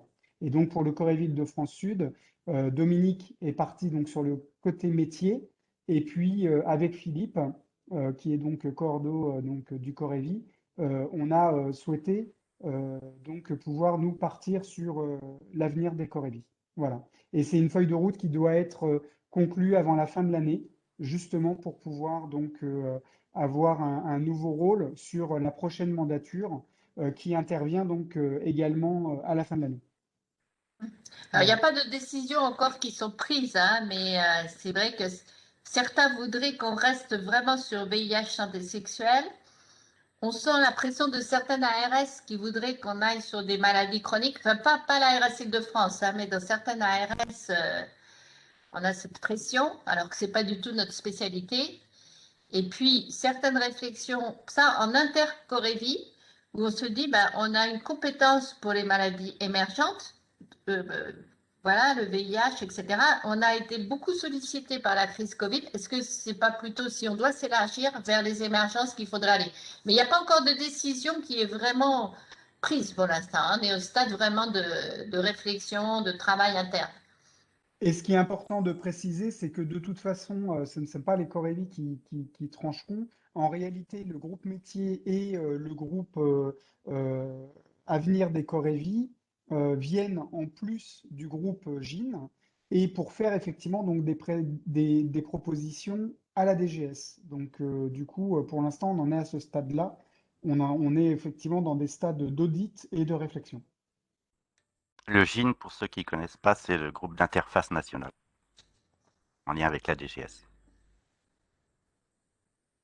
Voilà, s'il y a des Est-ce que personnes vous qui avez ont des questions. des questions ou des réflexions sur ces perspectives? Mais le groupe d'interface nationale, c'est quoi? C'est uniquement pour le VIH? Le GIN, c'est pour le VIH. C'est uniquement pour le VIH? Ah, c'est pour les Corévis, c'est un groupe d'interface nationale pour les missions des Corévis. C'est pas que forcément VIH. Oui, c'est pour les missions des Corévis. Oui. Et qui est-ce qui participe à ça? Des présidents, des cordos, des techniciens d'études cliniques, des associations. Voilà. Alors, pour les présidents, on a Marc-Antoine Valentin. Et on a qui d'autre Il y a Evgeny. Chez nous, il y a Evgenia qui Evgenia participe. aussi. Et Laurent Richier. Oui, peut-être que Evgenia et Laurent, vous avez eu récemment une réunion du GIN. Est-ce qu'il y a Alors, Evgenia, malheureusement, a dû partir, donc elle s'excuse, mais donc elle a mis un petit message sur le chat en disant qu'elle était obligée, effectivement, donc de nous quitter. Mais effectivement, ils ont des réunions très régulières donc, sur les questions du groupe Interface, et le groupe Interface, donc le GIN, est effectivement donc au courant des démarches faites par les présidents et vice-présidents donc dans cette thématique, et ça se co-construit aussi bien sûr avec les gens du GIN. Et puis pour information ou rappel, on est toujours donc depuis le début de la mandature avec une problématique donc enfin une question qui se pose également en Île-de-France sur la réorganisation donc des Corévis. Donc il y a en plus du groupe métier, du GIN et du groupe Avenir des Corévis une réflexion qui est faite par président, vice-président et coordo au niveau aussi de l'Île-de-France avec donc avec l'ARS donc Île-de-France. Voilà. En gros, c'est à peu près où on en est des réflexions avec les pouvoirs publics comment ça se Voilà, passe. donc pour ce soir, ouais, il y a des questions? Alors, je vois personne qui Ouais. lève la Je pense que main pour pour ce le soir, sujet. on peut peut-être arrêter ici ce point parce qu'on aura certainement à le reprendre dès qu'on aura les résultats. Très bien. Je propose qu'on passe donc au point numéro 5 sur l'actualité donc des projets. Philippe, je te laisse présenter. Donc, trois principaux projets à venir. Enfin, projets. On a un webinaire Covid-19 qui aura lieu le 17 mai 2021. Vous avez déjà reçu une sorte de save the date. L'affiche, vous la verrez sur. Enfin, tu peux faire la slide suivante. Il y a une fiche qu'on nous l'a envoyé aujourd'hui. Donc voilà, ce sera le webinaire. Vous avez reçu l'information récemment. C'est une actualité sur les vaccins contre la Covid qui va être réalisée par Jean-Daniel Lelièvre. Et une autre information sur les formes prolongées du Covid qui seront donc réalisées par Dominique Salmon. Donc ça aura lieu le 17 mai de 16 à 17h30 en visioconférence. Donc vous avez déjà tous eu le lien et sur la fiche qu'on vous enverra, le lien aussi, il y a un lien hypertexte qui vous permet d'arriver directement à la réunion. Donc Dominique, vous l'idée, voulez... c'est que les patients soient aussi invités, c'est-à-dire c'est à la fois pour les professionnels, mais on fera quelque chose de relatif, qui soit vraiment accessible aux patients parce qu'ils ont beaucoup de questions. Et puis, on avait fait pendant la première vague des webinaires comme ça réguliers. Et on s'est rendu compte que parmi les auditeurs, on avait à peu près, parmi les participants, à peu près la moitié de patients. Donc, ça va être un petit peu juste, mais les techs qui sont là, on compte sur vous pour diffuser cette plaquette. Philippe, ça va être simplement au mail ou ça va être papier ou comment ça va être? Alors, ça peut pas être papier parce qu'on n'aura pas le temps. La date est quand même assez proche. Donc, ça sera uniquement par mail. La fiche pourra être envoyée par mail et le lien sera actif sur la fiche. Donc, D'accord. Et là, comme Alors, modalité de diffusion, Philippe, vous l'avez envoyé à tous les acteurs du Corévi ou pas encore? oui, à tous les acteurs du Corévi et à tous les présidents, vice-présidents et coordonnateurs des autres Corévi aussi. Ah, très bien. tout en Les sachant CJ, enfin voilà. tout en sachant que ces sessions sont enregistrées et c'est vrai que pour le coup, autant effectivement donc l'année dernière ça démarrait puisque c'était un premier contact également et c'était la première fois que ça se faisait donc ça a bien fonctionné, mais on a rencontré un meilleur succès sur les replays et donc vous n'hésitez pas à retourner voir d'ailleurs, ça sera le cas aussi de ce webinaire mais aussi de cette plénière, de pouvoir retourner voir les vidéos et les présentations. C'est vrai que pour le coup parfois, même si par exemple ce soir nous sommes 29 sur cette plénière, il y a aussi donc les replays qui permettent d'avoir et de toucher donc beaucoup plus de monde. Dans la même veine et dans la même dynamique, comme vous le savez, on a aussi les post-croy qui sont donc réalisés chaque année. Alors habituellement, Philippe organisait cela en présentiel au niveau donc de l'Inter-Corévi Île-de-France. Et là, cette année, Oui, Philippe, tu nous fais le coup de la oui, visio. bien. Voilà, la visio. Il n'y en a pas eu l'année dernière, donc de post-croy. On s'est dit que cette année, Dominique a essayé de lancer ça au niveau, on va dire, régional avec les autres Corévi, les 4 autres Corévi qui ont répondu tout de suite présent. Et très vite, on a réalisé donc cette affiche pour prévenir tout le monde que le 8 juin de 18 à 20h30, il y aura donc la visioconférence sur le post-croy patient, donc à destination des patients et des associations avec 5 présentations, avec une présentation par Corévi. Et voilà, donc en ce moment, le programme est en train d'être réalisé et on vous enverra au plus vite le programme de cette soirée. Peut-être que là, Philippe, du coup, ça pourrait être une affiche avec le lien, il est au-dessous là, hein, pour accéder à la webconférence. Oui, il est au-dessous. Parce que on a quand même peut-être un mois, là, on pourrait le diffuser dans les consultations, dans les CGID. C'est peut-être faisable. Si on veut toucher les patients, c'est pas facile de leur envoyer des mails. Hein. L'affiche, je l'ai déjà envoyée à nos acteurs aussi. D'accord. En plusieurs exemplaires ou on doit faire des photocopies? Ah non, c'est pas, il y aura pas non plus. Enfin, c'est le Corévi Ouest en fin de compte qui s'occupe des affiches. Faut que je vois avec eux s'ils ont l'intention de faire des affiches papier cette année, parce que c'est eux qui prennent en charge. Je pense que ça serait bien qu'il y ait des affiches dans les consultations des services et peut-être un paquet de 100 affiches par service, parce que si on veut les donner aux patients, il faut le faire là, ces 3 semaines qui viennent. Hein. Je vais voir avec Hélène. On a également donc les GIC 3 qui font leur retour, mais alors ce coup-ci également donc en visio. Et là, ça a été calé donc Philippe le 14 septembre. Un peu plus fort, Jérôme. Ouais, donc Et je les disais GIC donc 3 il y avait les GIC 3. voilà, qui étaient calés au 14 septembre 2021 dans l'après-midi. Les GIC, ce sont les journées d'échange entre les Cégides. Donc c'est un programme qui est presque finalisé, encore en cours de validation en intercorévie. Et en dessous, sur les prochaines slides, vous avez donc le programme. Si tu peux descendre, Jérôme, s'il te plaît. Non, descendre. Voilà. Donc ça, tu peux passer au programme en dessous. Voilà. Dominique, vous voulez peut-être le commenter?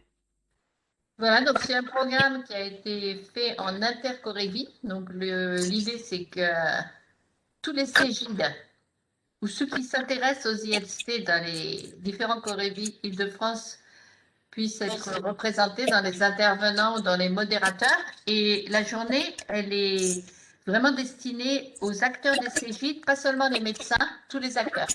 Donc il y aura, ce qui est très demandé, c'est toujours quelque chose sur la PrEP médicale, l'accessibilité au non-HSH, la PrEP en ville, le devenir.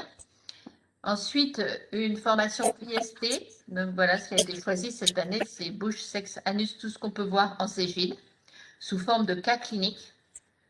Et puis ensuite, quelque chose qui soit plus santé sexuelle. Donc cette année, ce sera sur les violences conjugales. Et enfin, on a invité aussi Gilles Pialou à nous parler de l'impact du Covid sur les IST et sur le VIH. Voilà, donc c'est un programme un petit peu dense, mais on a réussi à caler sur une après-midi au lieu d'une journée pour cette année. Et je pense que voilà, ça devrait être pas mal. Les journées IST, elles ont réuni plus de 300 participants, donc on n'aura peut-être pas 300 participants, mais l'intérêt de le faire en distanciel, c'est qu'on va inviter les Cégides de notre territoire, mais aussi faire une invitation large au niveau des autres corévies. Et il y aura peut-être des participants d'ailleurs. Donc, Alors, voilà. juste une chose, je vais rétablir le son des personnes qui sont effectivement au téléphone parce que j'ai effectivement donc l'ami Azouz qui est de l'ARS et qui m'a envoyé un mail en me disant qu'elle n'arrivait pas à converser avec le système. Donc, je refais une tentative pour réouvrir les micros des gens qui sont au téléphone. D'ailleurs, si vous pouvez donc parler. Si ça fonctionne. Vous avez donc des questions, n'hésitez pas hein, à ouvrir vos micros, à prendre la parole et à pouvoir parler. Ouais, il y a 2 questions sur le programme, là, si je peux parler de ça. Oui. La première, Oui. l'accessibilité au non-HSH. Il y a peut-être un X sur le haut, je ne sais pas, vraiment. Mais oui, le AUX, pardon. Ouais, faute. mais cela dit, c'est déjà le cas. Il y a un problème là, nouveau ou pas? Non, il n'y a pas de problème nouveau parce que Valériane, qu'est-ce qu'elle va dire? Il y a déjà des noms à HSH, il n'y en a pas beaucoup, mais il y en a quand même qui viennent consulter de temps en temps dans les CGI, je sais pas. Bon. Je sais pas s'il En y a. fait, l'idée, c'est que les patients qui sont originaires d'Afrique subsaharienne, les femmes qui sont quelquefois soumises à des violences conjugales, ou les multipartenaires, en fait, ne viennent pas vraiment chercher la PrEP. Donc, bien sûr, quand ils viennent, on leur donne, il n'y a pas de souci, mais c'est l'accessibilité, c'est comment aller vers les non-HSH qui auraient besoin de la PrEP. C'est ça l'idée, quoi. Et je crois que Valériane, à Montreuil, je crois qu'elle est maintenant à Montreuil, et qu'elle va y aller, elle travaille là-dessus avec Pauline, sa chef de service. Oui, mais ça, je connais Pauline, oui, mais c'est une bonne idée, c'est une bonne idée. Il faut aussi voir les prostituées, probablement. Oui, voilà, c'est un peu l'idée, quoi. Hein. Comment aller vers eux pour voilà, comment accéder vers eux. Et pour la PrEP en ville, Sophie Florence, elle est installée en ville maintenant? Non. Ben, alors, figure-toi que Alain, justement, on cherche un médecin généraliste pour faire le duo ou un médecin installé en ville. Ah, moi, j'en fais en ville, mais bon, Mais justement, si c'est quelque chose qui peut t'intéresser, en fait, on pense que cette thématique est utile. ouais. Comment faire le lien Il faut- ville-hôpital ouais. et on cherche quelqu'un qui pourrait nous parler de cette thématique. Donc, si toi, tu es intéressé, Et ce serait très volontiers. moi, je suis pas très significatif parce que il y a des médecins de ville qui font la PrEP, pas tous, il y a ceux qui s'intéressent. Et puis, il y a ce qui reste encore absurdement de l'espèce de despotisme de la DGS qui ne sera jamais fini, qui est que, on est obligé de faire la première prescription. La première prescription dans un CGID, dans un hôpital, euh, ou même d'y aller une fois par an, etc. Alors, évidemment, moi, la Sécu viendra me chercher. C'est sûr que moi, je vois les gens dès le début. Je n'ai jamais fait de première prescription à l'hôpital. Les gens viennent me voir, ils le savent par bouche à oreille. Et je pense pas que la Sécu viendra me chercher, ça m'étonnerait parce que ils vont se faire allumer s'ils viennent. Les médecins de ville, ils sont plutôt embêtés actuellement par la réglementation qui fait qu'ils ne peuvent pas développer eux-mêmes une PrEP qui est quand même un acte médical particulièrement simple. Hein. Il y a des choses beaucoup plus compliquées en médecine. La PrEP, c'est vraiment ce qu'il y a de plus simple, à la fois pour les soignants comme pour les soignés. Donc, je vois pas pourquoi on met des régulations. Ça, je peux le dire, si vous voulez. Bah, ce sera au mois Oui, de septembre. Ce sera au mois de septembre, ça. Ouais. Ouais. il sera au mois de septembre. Il Moi, semble qu'il y a, ce que il y a un texte de loi qui dit que la première prescription d'antirétroviraux peut pas être faite en ville. C'est oui, ça, en fait, ça reprend les antirétroviraux. C'est simplement parce que le Truvada est un antirétroviral. oui, Et c'est mais vrai que c'est beaucoup. je pense que c'est caduc, ça, c'est périmé, ça, c'est fini. C'est fini parce que il est bien évident que moi en ville, je fais des premières prescriptions d'antirétroviraux, je fais des premières prescriptions des médicaments d'action directe contre l'hépatite C et je fais les premières prescriptions de PrEP. Et bien, personne ne viendra me chercher, évidemment. Mais les autres médecins généralistes n'ont pas le même background que moi, donc c'est un peu différent. Oui. Je ne suis pas représentatif de médecins généralistes. Bah, écoute, Alain, est-ce que tu peux nous conseiller sur la meilleure personne qui pourrait intervenir? Soit toi, soit un collègue que tu connaîtrais qui. Alors, il y a des médecins généralistes, il y en a plusieurs qui en font un peu plus. Il y a une fille qui est Kate Gemap ou Kate Valmy, là, qui en Ouais. fait, je ne sais plus comment elle s'appelle. Et puis il y a d'autres médecins qu'on ne connaît pas. Moi, je le vois par les patients que je vois de temps en temps, tous les ans ou tous les 2 ans. Il y a des patients que je vois, mais au Cégide. Et je leur dis, mais pourquoi vous venez tous les ans? Et ils me disent, parce que d'habitude, on est suivi par un médecin généraliste qui nous dit de venir tous les ans. Moi, j'ai envie de leur dire, si le médecin généraliste, il vous suit en mars, en juin, en septembre, il peut vous suivre en décembre aussi. Hein. C'est que les médecins généralistes, ils sont intéressés à ça. Je trouve que c'est complexé, c'est faire une complexité d'un truc qui est très simple. C'est très simple. Quoi. Bon, notre idée, c'est de fluidifier le parcours, de voir, oui, justement, ce qui coince chez les généralistes ou ce qui ne coince pas et comment est-ce que très rapidement, après la première prescription, les patients peuvent aller vers le généraliste. On ne peut pas changer la loi, puisque la loi dit que la première prescription d'antirétroviraux doit être faite en ville. Même si on veut, on ne peut pas le faire. Mais par contre, voilà, je pense qu'on peut en discuter. Ça permettra aussi aux Cégides qui participeront à la discussion Bah, la loi, que le contact soit plus fluide. Alors, ça peut être un généraliste parisien ou non parisien. Bah, oui. écoute, Alain, si tu peux prendre les contacts avec les personnes en question que tu nous as signalées, si tu penses. Pour l'instant, c'est un peu compliqué parce que je ne suis pas à Paris, donc c'est un peu compliqué. Mais euh, le problème, c'est effectivement, à mon avis, pour fluidifier, c'est de changer la réglementation et d'autoriser les médecins qui le veulent à prescrire de la première fois. Mais parce que c'est vraiment pas, enfin, Ouais. Non, mais c'est sûr.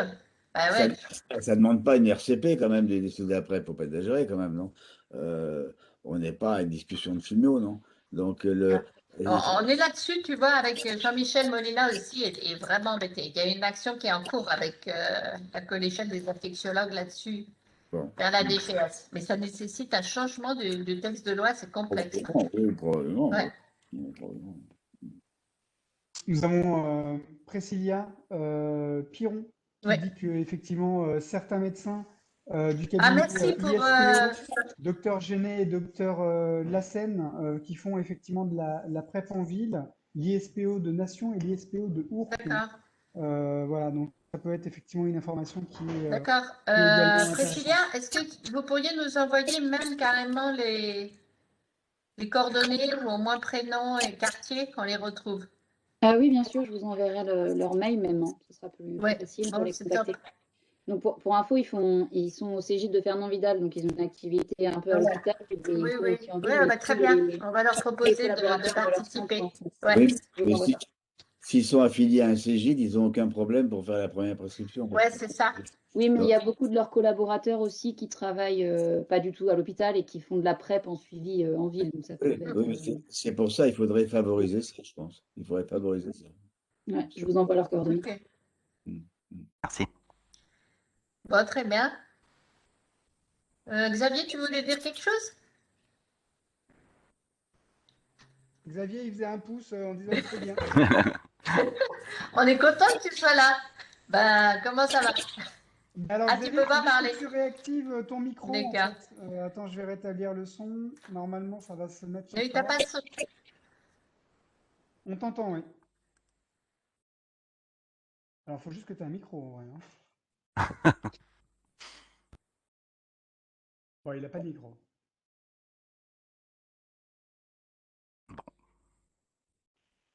On t'entend pas là pour l'instant encore, Xavier. Alors d'ailleurs, pour ceux qui souhaitent activer leur micro, donc je vous rappelle, vous allez donc activer le son en bas.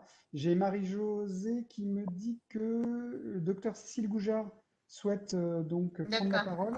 Oui, Alors, effectivement, donc elle a levé la main. Le micro est actif. Donc bon, normalement, Cécile, Madame tu Cécile peux parler? Goujard, vous pouvez parler. J'éteins mon micro d'ailleurs. Cécile Goujard, vous nous entendez?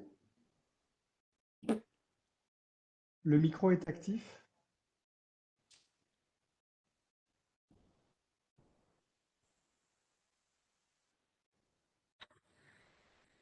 On n'entend pas, Jérôme. Ben, je peux rien faire, c'est-à-dire que les micros des gens sont ouverts, mais si les gens ne parlent pas ou s'il y a un problème de micro chez eux, je peux pas faire grand-chose en fait. Euh, Cécile, tu as la solution pour envoyer ta question par le chat? on parle de Xavier chat, aussi? Ah, ça, c'est les petits aléas des webinaires, hein.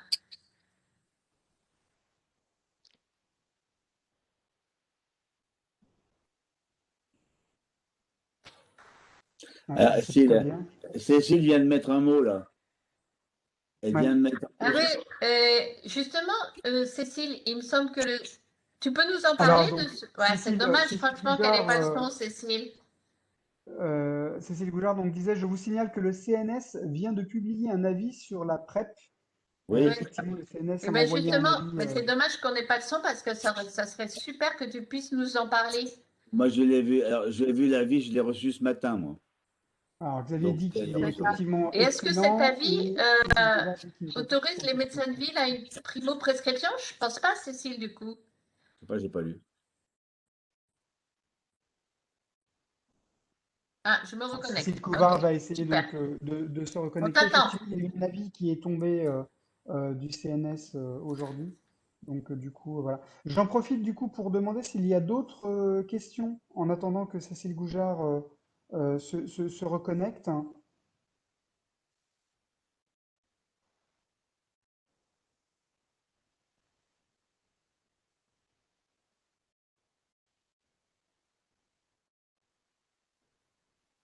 Et puis après, bah, effectivement, donc c'était la fin de notre plénière. Alors, je suis en train de voir là. L'HAS est favorable à la prescription, à la primo-prescription de la PrEP en ville pendant l'urgence sanitaire. Donc là, c'est vraiment très restreint. Oui, c'est pas.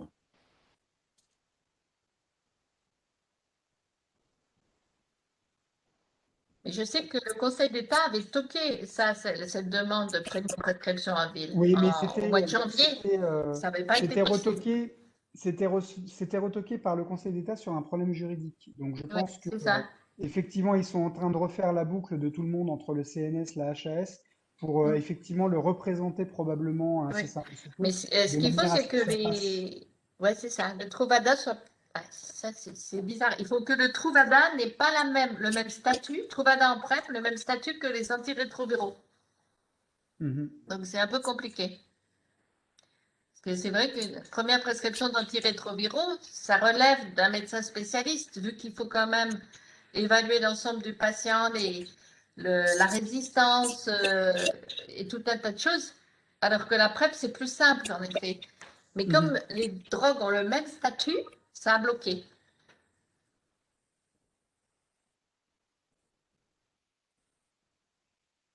Je vais peut-être appeler Cécile sur son portable.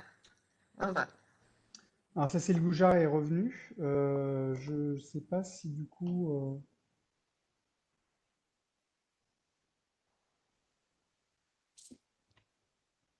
Je vais essayer d'ouvrir son micro à distance pour voir si elle nous entend.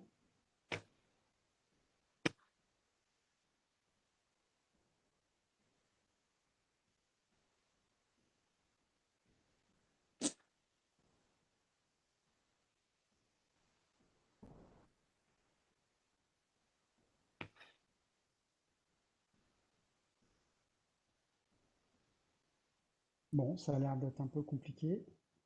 En tout cas, le micro est ouvert à distance.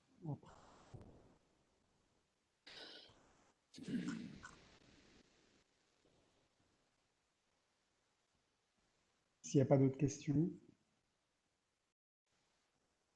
Dominique a l'air de lui parler, mais on n'entend pas. Dominique non plus. Est-ce que vous entendez Cécile Goujard? Non. Là, maintenant, on vous entend, mais pas Cécile. Non, je parle très fort. En fait, c'était juste pour vous signaler qu'avec le CNS, on venait de publier un avis sur la PrEP, dont deux des recommandations, en fait, visent à autoriser la primo-prescription en ville. Voilà, à destination du ministère pour faire changer la loi. Et aussi à destination des professionnels de santé pour qu'ils s'engagent dans la PrEP, comme dit Alain, qui ne nécessite pas une RCP, qui n'est pas une chimiothérapie ennuyeuse, et que donc l'accès à la PrEP soit facilité en termes de prescription et aussi en termes de public. D'accord. Voilà. C'est juste pour ça, si vous voulez, vous allez trouver l'avis sur le site du CNS. Hein. D'accord. Merci Cécile. Mais donc ce qu'il faudrait après comme étape, c'est que la loi change, n'est-ce pas? C'est-à-dire que le Truvada en PrEP ait un statut différent des autres antirétroviraux. Oui, absolument. Mais ça a été fait pour les traitements du VHC de façon assez simple. Donc il n'y a pas de raison que ce ne soit pas fait pour les traitements pour la PrEP. D'accord. Par analogie, on peut dire. D'accord. Voilà, désolé, mais je ne sais pas, mon équipement ne fonctionne pas vis-à-vis de votre site Webex. D'accord, ben merci Cécile. C'était important qu'on t'attende. Bonne soirée. Moi, je vous entends. D'accord. Ben, très bien, très bien. On t'attendait justement pour conclure. Je crois qu'on arrive à la fin de la réunion. Oui, En tout cas, merci d'avoir été si nombreux à participer. Est-ce qu'il y a des questions diverses? Est-ce que quelqu'un voudrait parler d'un point qu'on n'aurait pas abordé?